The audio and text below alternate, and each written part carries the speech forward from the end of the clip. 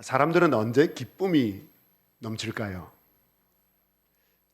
맛있는 음식을 먹을 때, 맛집을 찾으러 다닐 때, 여행을 할 때, 운동을 할 때, 책을 읽을 때, 취미 생활을 할 때, 사고 싶었던 옷을 살 때, 자녀들이 성공했을 때, 손주가 태어났을 때, 오랜 소원이 이루어졌을 때, 인정받을 때, 큰 문제가 해결되었을 때, 집, 돈, 지위 등이 늘어날 때, 노후가 걱정 없을 때 등등 이런 일들로 인해서 기쁨이 넘친다고 합니다.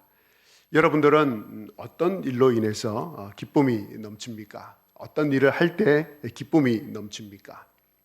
기쁨이 넘치면 행복해집니다. 그래서 많은 사람들이 이런 것들로 인해서 행복을 얻습니다. 맞습니다.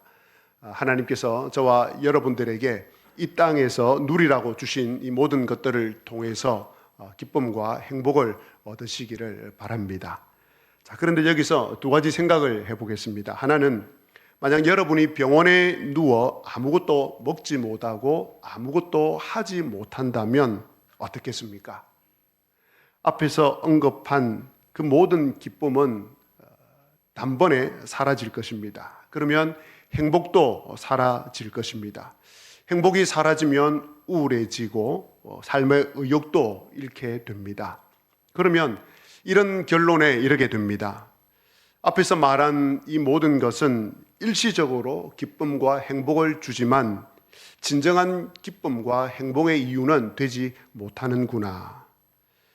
모두 조건적인 기쁨과 행복이구나 라는 생각을 결론을 내리게 됩니다. 또 한 가지 더 생각을 해보겠습니다. 여러분이 인생의 마지막에 섰을 때에 앞에서 말한 이런 것들을 더 누리지 못한 것을 후회할까요? 아니면 이런 것들만 기뻐하고 누리느라고 참된 기쁨과 행복을 얻지 못한 것을 두고 후회할까요? 과연 내 삶의 마지막이 다가왔을 때 사람들에게 내가 맛집을 더 많이 찾아다니지 못했구나, 내가 여행을 좀 더 많이 하지 못했구나, 내가 좀 더 많은 취미생활을 하지 못했구나, 내가 더 많은 소유를 얻지 못했구나, 내가 저 옷은 꼭 사고 싶었는데, 저 옷은 꼭 입고 싶었는데 라고 말할 사람이 있을까요? 설령 그런 사람이 있다 하더라도 그 삶을 부러워할 사람이 있겠습니까? 오늘 우리가 만나고 있는, 또 만나게 될 사람은 사도 바울입니다. 그는 지금 감옥에 갇혀 있습니다. 아무것도 할 수 없습니다. 맛집도 찾아다닐 수 없고, 맛있는 음식도 먹을 수 없고, 취미생활도 할 수 없고, 재물이나 집, 지위를 늘릴 수도 없습니다. 기뻐할 수 있는 일은 아무것도 없습니다. 행복해 할 수 있는 일도 아무것도 없습니다. 그런데 놀랍게도 바울 사도는 기뻐하고 있습니다. 행복해하고 있습니다. 그의 입에는 찬송이 있습니다. 시가 있습니다. 노래가 있습니다. 그는 멍하니 감옥에서 천정만 바라보고 있지 않습니다. 억울하다고 하소연하고 있지도 않습니다. 오히려 바울 사도는 자신 속에 있는 기쁨과 행복을 찬송으로 표현을 하고 있습니다. 그것을 편지에 담아서 쓰고 있습니다. 그래서 그의 얼굴은 빛나고 있습니다. 그의 입술은 미소로 가득합니다. 그의 마음은 기쁨으로 흥분되어 있습니다. 그렇다면 우리는 분명한 결론에 도달하게 됩니다. 진정한 기쁨과 진정한 행복은 조건이 아니라 근원에 있다고 말입니다. 어떤 근원에서 나온다는 것을 알게 됩니다. 그러면 진짜 행복과 기쁨의 근원은 무엇입니까? 진짜 행복과 기쁨은 언제 드러나겠습니까? 아무것도 할 수 없는 병상의 병원 침대에 누워 있을 때, 모든 자유가 박탈된 감옥에 갇혀 있을 때 그 사람이 무엇을 하는가, 무엇을 붙들고 있는가로 드러납니다. 증명됩니다. 만약 여러분들께서 병원 침대에 꼼짝없이 누워 있다면 무엇이 여러분에게 기쁨이 되겠습니까? 무엇이 여러분의 시간을 보람되고 의미 있게 만들겠습니까? 무엇이 여러분의 입에서 찬송이 되겠습니까? 바울 사도는 감옥에 갇혀서 무엇을 합니까? 에베소 교회 성도들에게 편지를 씁니다. 너무 기쁜 일이 있어서, 너무 행복한 일이 있어서 찬송이 흘러나왔기 때문입니다. 그 찬송의 이유가 무엇입니까? 하나님께서 창세전에 자신을 택하여 주셨다는 것입니다. 그것도 죄인 중에 괴수인 자신을 택하여 주셨다는 것입니다. 죄인 중에 괴수인 자신을 택하여서 거룩하고 흠이 없는 삶을 살도록 하게 하셨다는 것입니다. 그렇게 하려고 택하여 주셨다는 것입니다. 어떻습니까? 여러분은 창세전에 하나님께서 여러분을 택하여 주셨다는 이 사실이 너무 기뻐서 하나님을 찬송하고 있는지요? 죄인된 여러분을 거룩하고 흠이 없도록 하기 위하여서 택하여 주셨다는 사실이 너무 기뻐서 가슴이 뛰고 있는지요? 그 사실을 다른 사람들에게 전하고 있는지요? 구역 식구들이 모일 때에, 전도회 회원들이 모일 때에 이 기쁨을 함께 나누고 있는지요? 이런 영적인 교제는 사라지고 세상적인 이야기들, 정치 이야기들, 재물 이야기, 험담과 불평만 하고 있지는 않는지요? 구원의 기쁨을 잃어버렸지는 않는지요? 주님과의 첫사랑을 잃어버렸지는 않는지요? 십자가의 사랑이 희미해져 버리지는 않았는지요? 하나님께서 창세전에 나를 택하여 주셨다는 이 사실, 거룩하고 흠이 없게 하시려고 나를 택하여 주셨다는 이 사실은 가슴을 터지게 할 만큼 놀라운 사건입니다.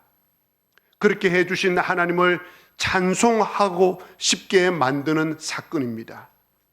이 선택 교리는 내가 얻고 싶은 모든 재물을 다 가지는 것보다, 내가 욕망으로 삼고 있는 것을 다 누리는 것보다, 내가 얻으려는 지위와 명예를 다 얻는 것보다 비교할 수 없을 정도로 우리에게 기쁨과 행복과 찬송을 가져다 주는 것입니다.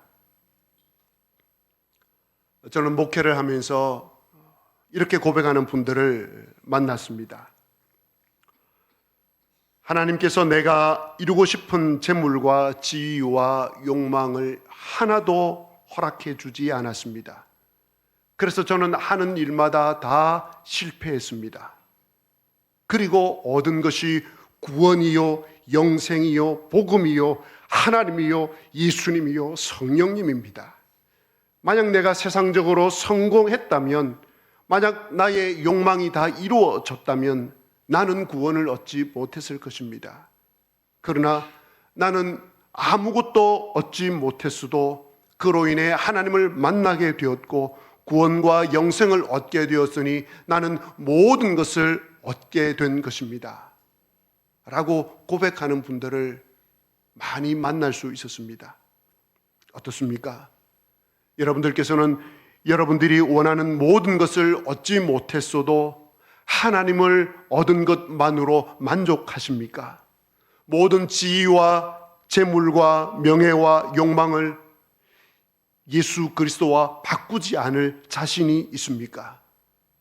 예수 그리스도를 위하여서 그 모든 것을 내버릴 용기가 있습니까?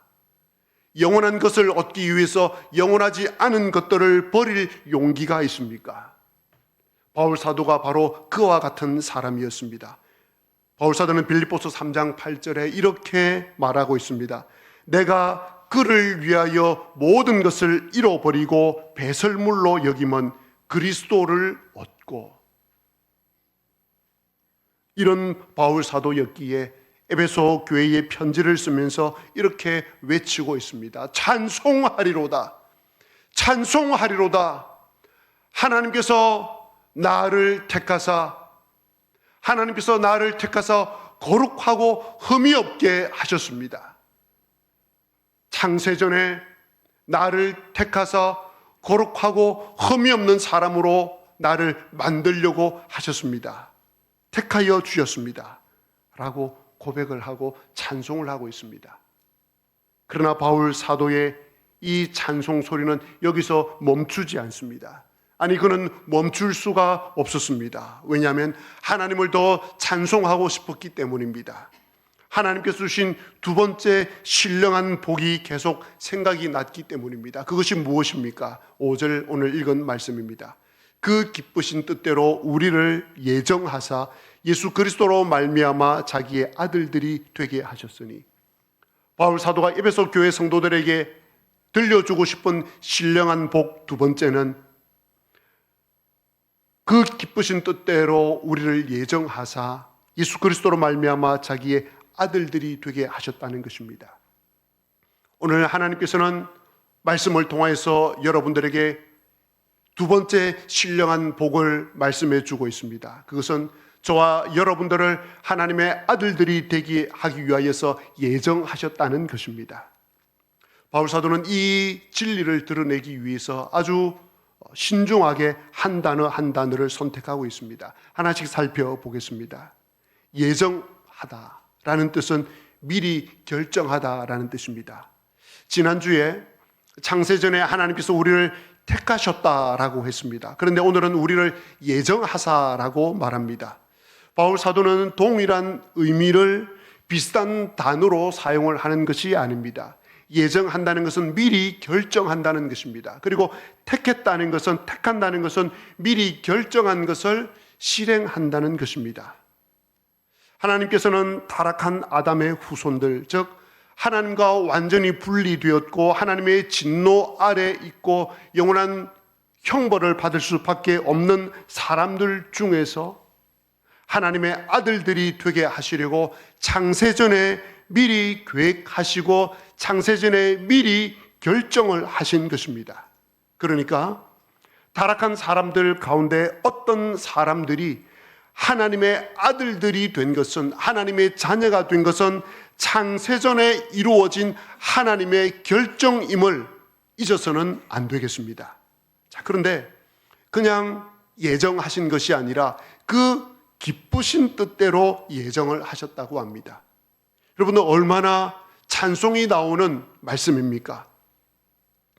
하나님께서 나를 예정하실 때, 하나님께서 나를 하나님의 아들로 삼으시기 위하여서 예정하실 때 기뻐하셨구나. 나를 하나님께서 기뻐하시는 그 뜻 가운데서 나를 예정하셨구나. 내가 하나님의 그 기뻐하시는 뜻 가운데서 예정되었구나 라는 것입니다. 이처럼 하나님의 기뻐하시는 뜻 가운데 하나님께서는 여러분을 예정하셔서 하나님의 아들들이 되게 하셨기 때문에 여러분에 대한 예정, 하나님께서 여러분을 향하여서 아들들이 되기 위하여서 미리 결정한 이 예정은 하나님의 기쁘신 뜻대로 예정하신 것이기 때문에 결코 취소되거나 철회될 수 없는 사실입니다. 그러므로 여러분의 구원을 생각할 때 이 사실 외에는 아무것도 생각하지 마시기 바랍니다. 자, 그런데 여기서 바울은 하나님의 아들들이 되게 하셨다라고 할 때에 아들들이 되게 하다라고 할 때 이 헬라어 단어를 휴오데시아라는 단어를 사용을 하고 있습니다. 이 휴오데시아는 입양하다, 양자를 삼다라는 뜻입니다. 여러분이 이 양자됨에 대한 의미를 바르게 알지 못하면 하나님의 아들로서 여러분의 지위가 가지는 특권을 도무지 이해하지 못할 뿐 아니라 누리지 못하게 됩니다. 로마 시대에는 귀족이 자신의 자녀들 중에 가문이나 또 재산을, 그 귀족이 가지고 있는 그 명예를 이어받을 만한 아이가 없을 때, 쉽게 말해서 똑똑한 아이가 자녀들 중에 없을 때에 양자를, 다른 사람을 양자로 삼습니다. 그때 양자로 들어온 아이는 굉장히 뛰어난 귀족 교육을 받습니다. 그리고 그 귀족 교육을 끝낸 후에 입양 의식을 반드시 거치게 됩니다. 그리고 그 입양 의식을 거치면서 그 귀족의 신분과 재산을 법적으로 이어받게 됩니다. 그 법적 효력으로 인해서 그 어떤 친척도 이 양자가 받을 신분과 재산을 그 어떤 이유로도 침해할 수 없고 침범할 수 없고 빼앗아 가지 못합니다. 그리고 이 입양 의식을 거친 이 양자를 보고 그 집안 모든 사람들은 비록 이 아이가 밖에서 데려온 아이일지라도 입양 의식을 통해서 법적으로 이 귀족의 아들이 되었기 때문에 이 양자를 향해서 주인님, 주인님이라고 부릅니다. 사도 바울이 이 용어를 하나님의 자녀된 성도들에게, 하나님의 아들된 사람들, 우리들에게 사용하는 이유가 무엇입니까? 하나님의 아들들에게 주어진 법적인 지위와 특권을 알려주기 위함입니다.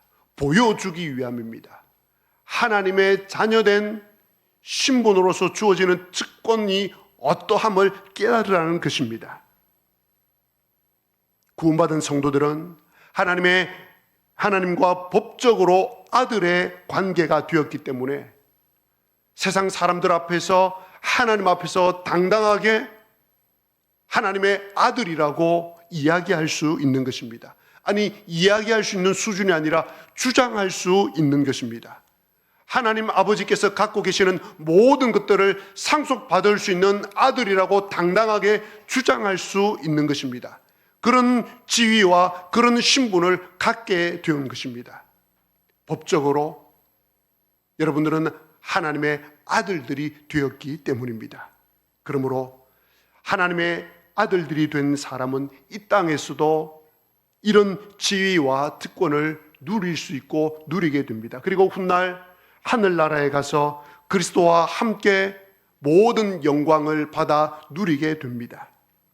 죄인이었기에 하나님의 영광에 결코 이르지 못하던 사람들이 예수 그리스도로 말미암아 하나님께서 예정하셔서 하나님의 아들들, 입양을 해주셔서 법적으로 하나님의 아들들이 되었기 때문에 주님의 형상으로 화하여 영광에서 영광으로 반드시 이르게 될 것입니다.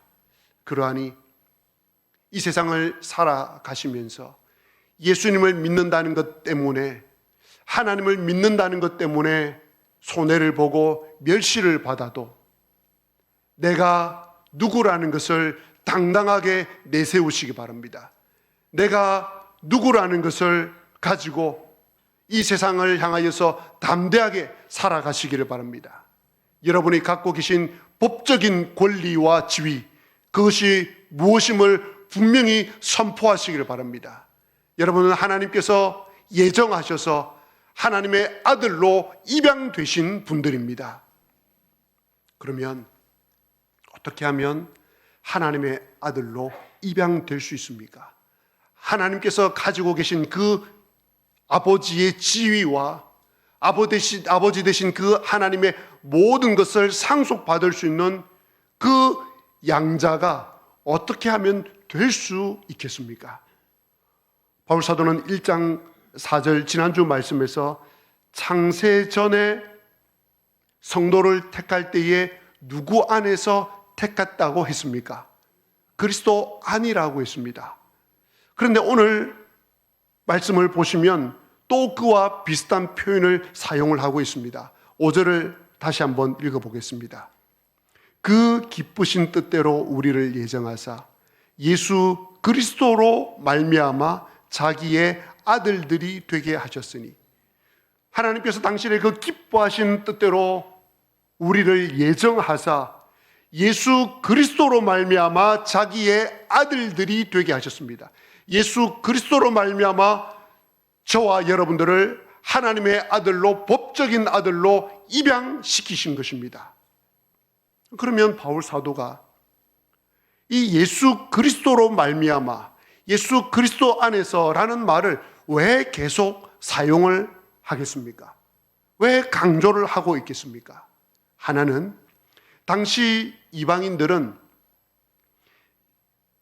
기독교가 믿는 그 당시 기독교를 전파하는 사람들이 전파하는 그 예수, 그 유대인 청년 예수를 하나님의 아들로 생각하지 않았습니다. 그 유대 청년 예수는 로마의 법에 의해서 죄로 인하여서 정치범으로 십자가에 달려 죽은 그저 유대 청년의 하나로 보았습니다. 그렇기 때문에 바울 사도는 이방인들에게 그 예수는 십자가에 달려 로마의 법에 의해서 죽은 유대 청년이 아니라 하나님의 아들이심을 드러내기 위해서 예수 그리스도로 말미암아 하나님의 아들들이 된다는 이야기를 들려주고 있습니다. 또 하나는 지난주 말씀대로 예수 그리스도만이 하나님과 타락한 인간 사이를 화목시켜주는 유일한 제물이 되셨기 때문입니다. 세상에 그 누구도 그 무엇도 하나님과 타락한 인간, 하나님과 분리된 인간을 화해시켜 주기 위하여서, 화목시켜 주기 위하여서 제물이 된 사람은 아무도 없습니다. 오직 예수 그리스도만이 하나님과 여러분 사이를 연합시켜주고 이어주는 연결고리를 하는 화목 제물이 되셨기 때문입니다. 그러므로 구원을 얻기 위한 예정과 양자됨은 오직 예수 그리스도로 말미암음입니다. 예수 그리스도를 영접해야 됩니다. 예수 그리스도를 주인으로 모셔야 합니다. 여러분, 기독교는 윤리가 아닙니다. 윤리를 포함하고 있습니다. 기독교는 도덕을 말하는 종교가 아닙니다. 도덕을 포함하지만 그것이 전부가 아닙니다. 어떤 사람들은 기독교를 윤리와 도덕의 수준으로 생각을 합니다. 좋은 말씀, 좋은 교훈으로 생각합니다. 마음을 편안하게 해주는 종교라고 생각을 합니다. 그래서 이 땅을 살아가는데 도움이 되는 종교 정도로 생각을 합니다. 그런 분들이 있습니다. 여러분, 그렇지 않습니다. 기독교는 그런 종교가 아닙니다. 기독교는 그런 진리가 아닙니다. 기독교는 죄인된 인간을 하나님과 화목시켜주는 진리입니다. 죄인이 영원한 형벌에서 영원한 생명으로 이르게 되는 세상의 그 어떤 진리보다도 비교할 수 없는 진리입니다. 바로 그 진리 안에 있는 내용 가운데 가장 중요한 하나님의 아들이 되는, 하나님의 자녀가 되는 비결은 예수 그리스도를 영접하고 예수 그리스도를 나의 삶의 주인으로 모셔드리는 것입니다. 오직 예수 그리스도로 말미암아 예수 그리스도 안에서 우리는 예정을 받을 수 있고 선택을 받을 수 있고 양자가 될 수 있습니다. 요한복음 14장 16절입니다. 예수께서 이르시되 내가 곧 길이요 진리요 생명이니 나로 말미암지 않고는 아무도 아버지께로 올 자가 없느니라. 갈라디아서 3장 26절에서 말씀합니다. 너희가 다 믿음으로 말미암아 누구 안에서? 그리스도 예수 안에서 하나님의 아들이 되었으니. 사랑하는 교우 여러분, 저와 여러분을 하나님의 기쁘신 뜻대로 예정하사 양자를 삼기 위하여서 하늘 영광 버리시고 이 땅에 오셔서 인간의 몸을 입으시고 십자가에 달려 돌아가신 그 예수 그리스도를 찬양합니다. 저주를 받아 비참하게 된 죄인들을, 영원한 형벌을 받을 수밖에 없는 죄인들을 하나님의 아들로 삼아주신, 예수 그리스도를 통하여서 하나님의 아들로 삼아주신 그 하나님께, 우리 주 예수 그리스도께 감사와 찬양과 영광을 올려드립니다.